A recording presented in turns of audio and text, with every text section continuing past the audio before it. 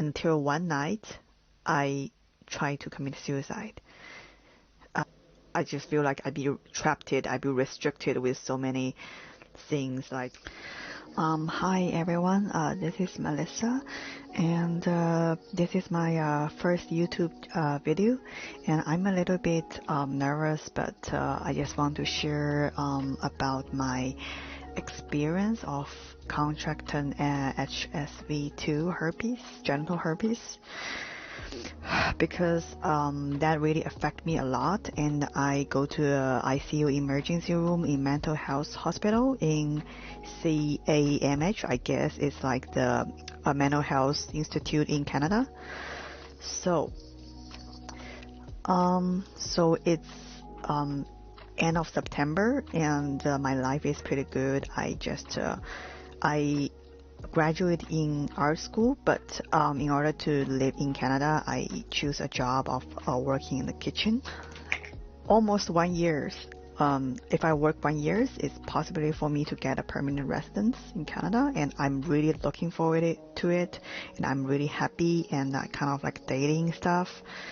But there's one night I go back home really tired, and after that I started the second or the third day I started to realize the symptom of like vomiting and dizzy. I thought it's like maybe something else, but later on I become extremely itchy down there, and I remember that is like 3 days Canada Day or something, and I contact the sexual health clinic, and they said probably some like other normal stuff, so asked me to wait a little bit longer, and also they don't have any free appointment there. So I just wait, and I go to work till midnight kind of stuff, and till one day it got extremely itchy, and the second day I realized there is a small little bump, kind of like in my vagina stuff area, and I think, oh my god, what is that? But I'm not really because I never noticed this before, and also I am pretty really cautious about my sexual health, always use protection. And the second day it's getting really worse. It's there are like really red, it's like, you know, it hurts a lot. So I go to a drop-in clinic right in the morning, 8 p.m. and they do a test that I'm genital herpes and HSV-2, and I text my friend. I said, okay, that is a disease, and they gave me the antiviral and everything went well. But it tells after, and I go to work as usual, but after 2 weeks of the diagnosis, actually my symptom is gone, but my symptom lasts for maybe 2 weeks. It's pretty painful and I really hurt about it, but it's gone, so I don't really worry about it. But later, after I take a look at Reddit and a lot of social media, I become a lot of I just become my mental health state become worse and worse, and till one day I completely can't focus on working, and I just think my life is gonna over. It's over because I never can get out of this. It's an incurable disease. So, and I also live by myself, and I don't have any courage to go outside. I go to the subway station. I thought I am lower than any other people. I am like a zombie. I can't handle this anymore because there was recurrence, and I feel like my life will over. Until one night, I tried to commit suicide. I don't remember why, but I just feel like in my mind, for example, you live in it's like a house, and before you have so many windows and to see the light of the future, and now all the window has been blocked and all the room become dark, and there is only a little bit hole there, and it's like hope. So I call the 911. I said because I want to suicide because I already cut my wrist, and then they ride me to the emergency hospital in CAMH, and I go inside, and they talk to me for 2 hours. Different people talk to me, and they give me medicine, because that time I feel like I can't feel myself anymore. I am like crying all the time. Like, I think it's like one time I cried like for 5 hours. Like, I just crying and crying all the time. And and then later on, I stay in the hospital for 2 days, and then later on they gave me the medicine. But after I try the anti-depression medicine, I get the contribution getting even worse. So I live in my friend's house. I go to my friend's house. I can't live by myself because I will hear the strange voice and the kind of stuff. And I don't know why it's me I would ever experience this kind of stuff. And I just feel like, oh my God, I ruined my life, and also like my family will be very disappointed to me. But I really still I also quit my job because I'm afraid that the night job will make me tired and there will outbreak again.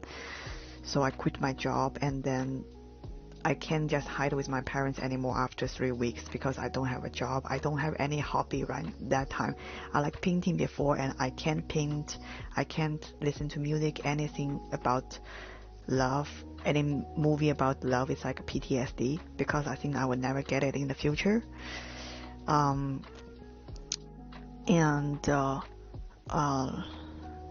Then I can't hide with my parents anymore. So I called my mother. I started to cry. I said, I have strong depression. I want to go back home. And that is a really big change of my life because I almost worked for 1 year. I almost get the permanent residence, which is what I worked for almost 4 years. And I did not even go back to China during the COVID-19. I mean, and after I go back to China, I told my mom eventually, before I really think, like, the first moment I got a disease, I'm not thinking about myself. I'm thinking, oh, look at the trouble I get into. It's all my fault. And now my parents will be so disappointed with me, and also my passed away grandmother, because I'm so dirty. Like, I just want to find love, and eventually I did not find anyone love me, and I got this disease, and it makes me even harder to find love in the future. So now I'm currently in China, my home, and I don't know what about my future, probably. And also, like, it's like I go back home means I give up the so many years hard work and 1 year's working in the kitchen day and night job, and I gave up a lot of things because sometimes I want to escape, be honest, like escape from my parents. Sometimes they are always argue and they are influence me in the bad ways. I mean, my bad father and mother's relationship. So but yeah, they love me, so I'm currently here, and every day I have a therapy from BetterHelp. We will talk once a month, and yeah, and luckily I'm still alive, and my suicidal thoughts get away. During that time, it's really, really close. I never imagined in my whole life I will have the suicidal thoughts, but I actually do it. And also, I also be scammed for $800 for Africa medicine I bought before I come back to China, because that time I'm so scared and I want to use anyway, no matter what. I want to cure this HSV herpes, but I spend the money, but eventually they asked me to save more. They said, oh, the delivery fee is an extra $300, and you have to have another like a fee or something. And I just think I'd probably be scammed, so I don't stop contact them. And that time is devastating because I'm already hurt, and then I had be scammed by these bad people. Yeah. Besides, I want to say, I hope people with herpes can have the courage to make video talk about themselves, because I mean, this destigmatizing is very important, but I think if you find a cure is essential. It's more important because now nobody really, like, I know I donate like $200 or something to like HSV advocacy like channel or something, but I just feel like the world is not really, it's still making joke of it, and I have the experience kind of like HIV, you know, I mean, in my experience, I feel isolated, and yeah, and I